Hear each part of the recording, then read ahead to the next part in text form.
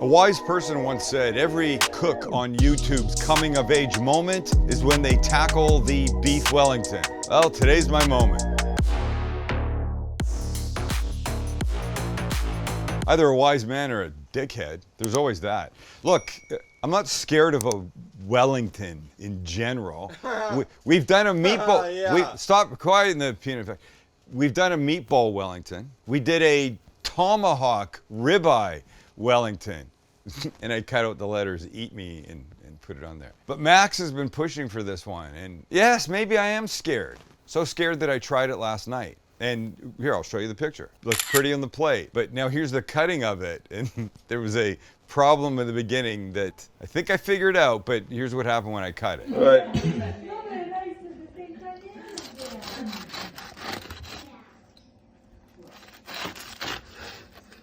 A cut through so easy, I don't think there's any meat there. How about we name this one Katerina? There wasn't. Oh my gosh. Oh, okay, here, wait, here. It really grew.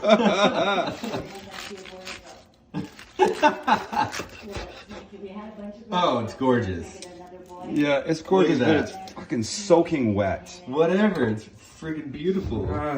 So I think I know what to do now. So I'm going to take you through it. You can do this. Just takes a little bit of time. A little bit of time, a little bit of thinking, and more time in thinking. And some balls and some guts. And just effing do it, all right? One of the things that makes it a little bit challenging is that unlike cooking a steak on the grill, it's encased in pastry and prosciutto and mushroom and crepe. So you can't see it. We'll use a thermometer to get us there, as we always should. But this is the way to impress anybody. I think a vegan would be impressed by this. Okay, so here's the plan. We're gonna break down a fillet to show you what part you need. We'll sear it, we'll set it off to the side, we'll make the mushroom thing, it's called mushroom duxelle. And then once that's done, basically we're just wrapping, rolling, cooking. Maybe a little simplified, but it's gonna be fun. Sit back, relax, hit the like button, subscribe, and here we go. That, ladies and gentlemen, is a whole tenderloin. If you went to, say, Costco and bought one, this is how it would come. So look, here's the tail. This is the little tail piece. It thins out here. And this little piece here will come off.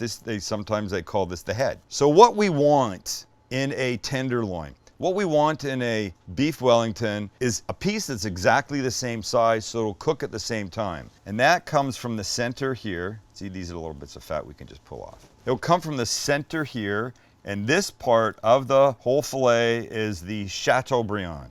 This prize middle section, even size, it's perfect. So let's get this. So now look, I'm no meat dad, but I do know that buying this and cutting out the Chateaubriand in the center is cheaper than going to the store and just buying a Chateaubriand. And then you get the benefit of all these extra pieces. So here's what we're gonna do. I'm gonna cut here like that. Nice. Now you see how this guy works? This guy. These two pieces right here, well look, if you go like this, there's a couple beautiful little fillets for you to put on the grill, do whatever you want with. This piece, you could open up, butterfly it, quickly cook it, you could cut it for stir fry, whatever you want. This guy, same thing, you can get a couple fillets out of the middle of this. It's all very usable, but we're coming down to this piece that we want. And this little bit right here is called the chain. And this part you don't really want. So this we can just scoot off like that. And if we come here, we'll give us a little guy like that. Here you go. Perfect. Nice and even, beautifully sized, nice and even. You've probably got 4 people's worth of Wellington on this. This one came peeled, which means they've done most of the work in getting the extra fat and the silver skin off. Here's what we want to do with this little guy. This kid, we want to sear. We want to get some beautiful color on it. We only want to color the outside. So screaming hot pan, but let's do this. Using our BFF. We'll season quite aggressively all the way around the ends. Yes, yes, yes. And then roll them like Gordon Ramsay would say. Just mop up that extra seasoning. Let me get a pan. This kid gets some color. Screaming hot pan, a couple glugs of good oil, and in we go. I don't want to cook this. I only want to color it. I just want to sear the outside, get some nice golden marks on it, and that'll be it. Because we're gonna cook it in the oven. If we cook it too much here, it'll overcook when it's in the oven before the pastry finishes. So we're going maybe a minute aside. And don't forget about the ends. Just briefly, we take it out and we perform a crucial step. Now we add some mustard to it. Dijon is fairly typical. I like this one, not this one. I like English mustard. It's just got a little spice to it, a little different heat that I'm very fond of. You can also buy this one in powdered form and mix it yourself. I happen to have it like this, so I'm gonna use it like this. And then we're just gonna brush this all over. And you wanna do it while it's warm because that's the time that the filet will really soak in this mustard. Don't forget the ends, and don't forget the side, and don't forget the bottom. When everybody has mustard on, we set this off to the side, carry on with our mushrooms. Our mushrooms begin with, of all things, mushrooms. These need to be chopped. Let me show you how we want to chop them. Normally I pull the stem out, but we're using the stems in this case. So I'm gonna do this. I'm gonna cut them into pieces like that. Then once they're in smaller pieces, I'm gonna chop them into little bits like this. Got it? Just like this. I gotta do all those. So the boys will make this happen fast so you don't have to suffer. At this point, I like switching to a big knife. And this is when the Sam the Cooking Guy 10.5-inch Kutsuki comes in perfect. AKA the statement. AKA one big fucking knife. And yes, there's an option for doing this in a processor, but you have to be careful because if you process too much, it'll turn into mush and we don't want mush. I'm quite happy doing it by hand. And when they look like this, we take them away, bring the pan back, and we start cooking. With our same pan back and still the grease from the filet in there, in goes a couple of shallots, finely diced. We'll give those, about a minute. And then we'll add 3 cloves of garlic. 1, 2, and 3. A little hit more oil. Mix, and when fragrant, in go all of our mushrooms. I use cremini mushrooms. You could have used white button if you wanted. You could have used Max's dreaded shiitake. You could have used portobello. You could have used shimeji. You could have used a combo of everything. The point is, get them this size, get them in the pan, and you know there's so much moisture in these. The pan looks dry now, but just wait, because in a couple minutes, it'll be filled with mushroom pea. And you want to wait till all of that water comes out and then is evaporated out of the pan. So you're probably looking at 7, 8, 9 minutes at this point. Take your time, let it happen. If you look, you see bubbling. That's all the moisture coming out. Moisture is not our friend in this recipe. That's why you got to stir, get it all out, let it evaporate. You can see the moisture is almost gone. We're doing 2 things at this point. One is a little drizzle of truffle oil. Don't go crazy, but a little goes a long way. Very nice. And we haven't seasoned this. Give it a good pinch of our BFF, mix around. Give it another couple minutes just to make sure that all the moisture is gone. And when it is, take it off, let it cool. It's time for the first roll. Get yourself some saran, a cling film. Saran is a brand name, cling film is generic. We know how much I hate this stuff. And we begin. The first thing down will be crepes that you can make yourself or you can buy, like I bought these. So what you want is enough crepe to encase your whole fillet. I think that's gonna be enough. I hope that's gonna be enough. The crepes will create a barrier between the filet, the mushrooms, and the puff pastry. The mushrooms still have a little moisture in them. I tried to get it all out, it's very difficult, but this way, this will help protect. I tried this recipe last night. I didn't have crepes, and it was good, but it was a little more watery than I wanted, so we're gonna go with this. Now we come in with beautiful thin slices of prosciutto. We set them down, we'll overlap a little bit, and then one more layer above, again overlapping. I think I'm in good shape, you never know. This is what makes people crazy about a Wellington. Remember our mushrooms? We do what we did with the mushrooms and you get what are called duck cells. And now we want a nice layer all across. My heart's racing just a little bit. Mine too. We're doing it. We're really doing it. That's solidarity, Max. Thank you. Chancey, you too? Same here. Sorry we had to prompt you for that, Chancey. Would have thought you would have just chimed right in. Look, you want more mushrooms than less. You'll see some people say half pound. I'm not a half pound guy. I'm a pound plus guy. I want to make sure that I've got good coverage. Because visually, I'm going to want to see a nice layer of mushroom. And this is the way to get that's it. A little loud. And don't forget, any that you got left, perfect for eggs tomorrow morning. When you think you're there, it's time for the main ingredient. It's fillet time. And on we go. On we go, buddy. So using your saran as a guide, we're gonna bring them up. So what we're looking for is a tight fit. Snug it back, and then this, and then grab the ends, get the air out, and do this. And when you got a nice tight little bundle like that, this kid goes into the fridge for 30 minutes to firm up. You know what this means? Anybody? It's time to roll it. Thank you, for God's sakes. We start with the saran.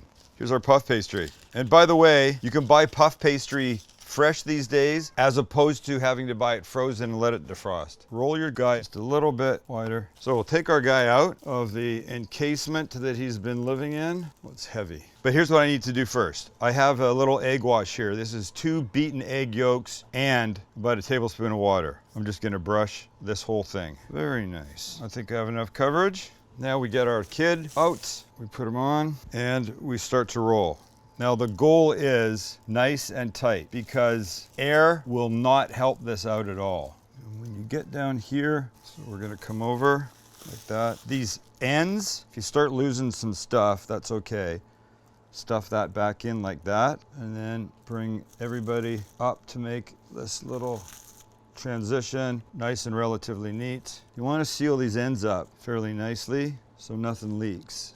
And the same with your little seam down here. So this I'm going to pinch all the way down. And this seam is going to end up on the bottom, so you're not going to notice it, but you still need to do a good job of sealing it. And when you have, and you're happy, you think with your work, we're going to roll again like this, and once more, twisting him up. This is our last time turning him into a sausage. You take him, when he's all nice, find your seam, try and set it seam side down. This now will go into the fridge for, 15, 30 minutes. You get a quick egg wash, then it goes in the oven.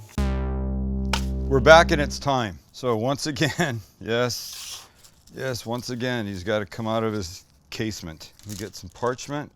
Wow, this kid's a beast. He's a frickin' beast. Okay, remember our egg wash? We're back with it. Do a nice job here. I know, Max would say, as opposed to a shitty job? I just meant be mindful. You want to get it all the way around. And this is going to help give it a beautiful golden color. And when you're egg washed up, now's your chance if you want to make some designs or something. And I'm just going to go super simple. A line across the top, one about here, same about here, and then some of these. There we go. Last thing, some beautiful chunky salt on top. And this, ladies and gentlemen, will now go into a 425 degree oven or 400 convection. We're gonna put our thermometer in to about the halfway point. We don't wanna play games here. I'm gonna pull it when it's about 120 degrees. See you in a bit. We're ready. Are you ready? Because I'm ready. It's been out of the oven 10 minutes and boom. No angels? Well, maybe not yet. This is only the outside. The outside definitely looks pretty. Little turn. I could have just screwed it up doing that. It's beautiful. I love it from the top. Look, I know all the other YouTube guys do that lattice crust thing, which by the way, it looks pretty, but they're not hand doing that. It's a tool. I didn't want to be a tool. I mean, use a tool. So that's it. I took it to 120 degrees inside, and it took just under an hour. That was at 400 degrees with the convection oven. If I hadn't had the convection, I would have gone 425. Probably would have been similar, but use a thermometer because remember, there's no little window here. You don't know what you're dealing with. So I hope I cut this and it's pretty. So unless you got anything else to do, boys, let's cut this biatch. Here we go. We're going right here. Dead center.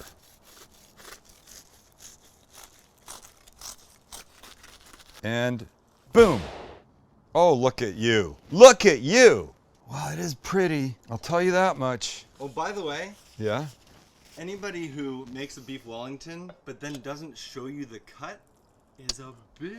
Oh yeah, shh. Max, please. Okay, one cut.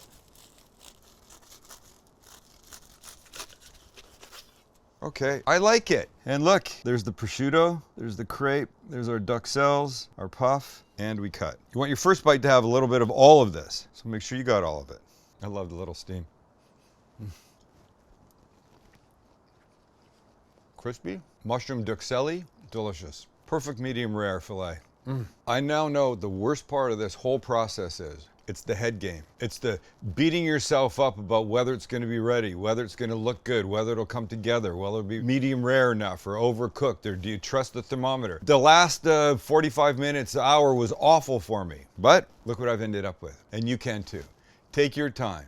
Don't rush it. And enjoy the process, because really cooking should be enjoyable. And if it's not enjoyable, you're doing something wrong. You need to change it up. Maybe start with something easier. Maybe this isn't the first thing you make if you're just on a cooking adventure. Thanks for hanging out. We love that you're here. Happy holidays. This is a great thing to make for company.